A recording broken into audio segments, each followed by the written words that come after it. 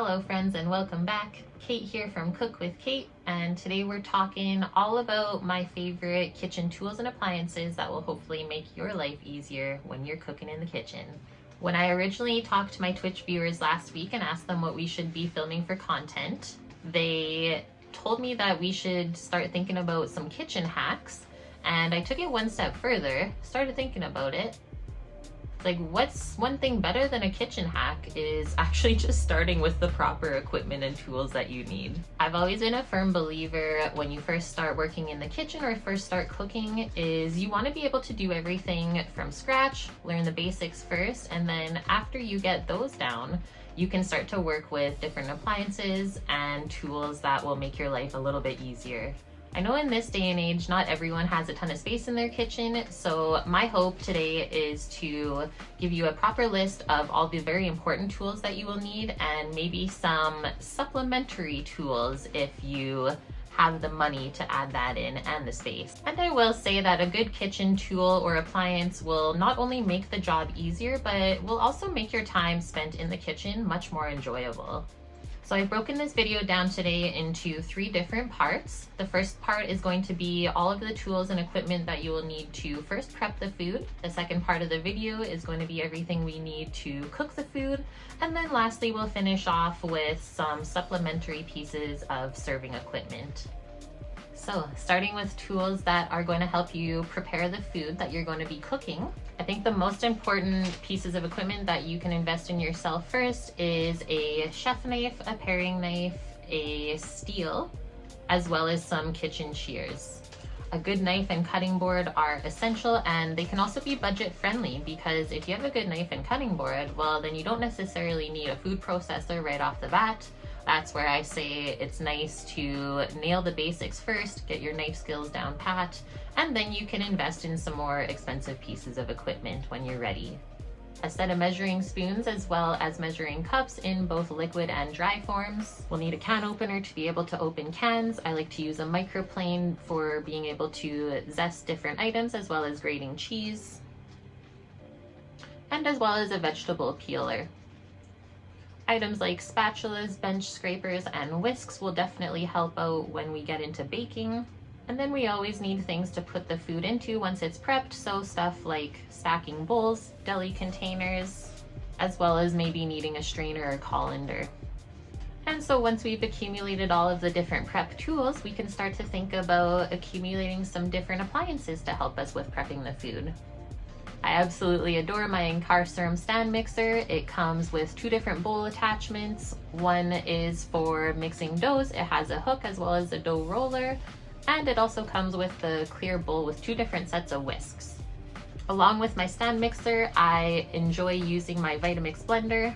This blender is the Pro Series 750 and we've used it for many years, both cooking from home as well on stream. It comes with both the wet top attachment as well as a dry goods container to help blend up spices and other things.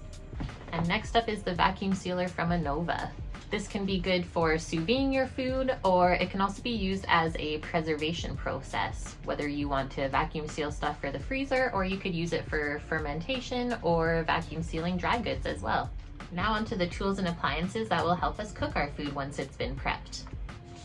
I always like to have a good selection of spatulas, tongs, ladles, and spoons to help us both move and mix the food while we're cooking. Let's not forget the instant read thermometer, which can be used to take the internal temperature of certain items. I often use it to temp my meats when I feel like they're almost done cooking, or we can use it to check if our baking is ready as well. Now onto pots and pans. I've picked a few from my selection, but really what it comes down to is picking the size that works for you. You have to determine the portion sizes that you're going to be cooking and then buy the pot or pan to fit that. And lastly, for the cooking tools, I wanted to show a couple of my favorite pieces of baking equipment that can be for both savory and sweet. Starting with the half-size aluminum sheet pan that comes with a nice metal rack. This can be used for roasting different meats, or you could also use it for decorating certain baked goods. For example, drizzling chocolate or icing over donuts. And then I also have a couple supplementary pans for both baking casseroles or different baked goods like brownies, bars, cakes. Now on to cooking appliances, and well, I only have one to show you today. Ever since immersion circulators got popular, we have since gotten rid of our slow cooker, and I've never invested in an Instant Pot. This immersion circulator works really well if you want to cook something for a long period of time at a certain temperature. The way that it works is it heats while also circulating the water, which keeps your cooked item inside in a controlled environment. This can be used to make certain braised meat items, or you could even cook vegetables in there, or use it as a preservation process.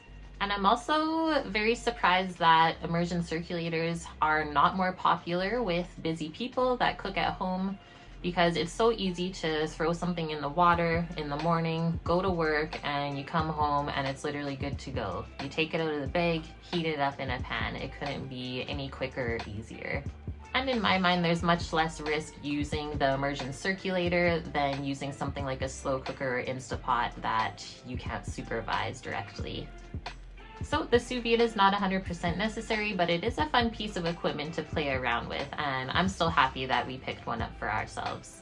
All right, so that finishes up both our prep tools and appliances that we can use, as well as our cooking equipment and appliances that I hope inspired you to maybe level up your situation in the kitchen. Now we'll go over some of my favorite servingware to put the food on once it's been cooked. So these are just a couple pieces of plateware that I have accumulated over the years. I have since got rid of my entire 8-person plate set. We have downsized. We are eventually going to be going into a mobile commissary kitchen. So I streamlined my plateware collection and chose just a few pieces that I really enjoy using. It's also important to have little ramekins available to put dipping sauces and stuff into. And then lastly, if you like to enjoy serving your food family style after you're done cooking, I like to have a couple Trivets always around to put hot pots or plates on. I picked up these 2 Le Creuset Trivets a while back when they were both on sale, as well as having this one beautiful fish trivet that is a one-off from a secondhand purchase. All right, so that finishes up our short tour of all of my favorite pieces of kitchen equipment and appliances that I use on a weekly basis, both on and off stream. I will put as many links as I can find in the description below if you want to pick up any of these pieces for yourself. And if you enjoyed this video, please give it a thumbs up, and don't forget to hit that subscribe button so you never miss when we upload next. Other than that, I hope everyone has a wonderful week, and we will see you next time. Take care. Bye!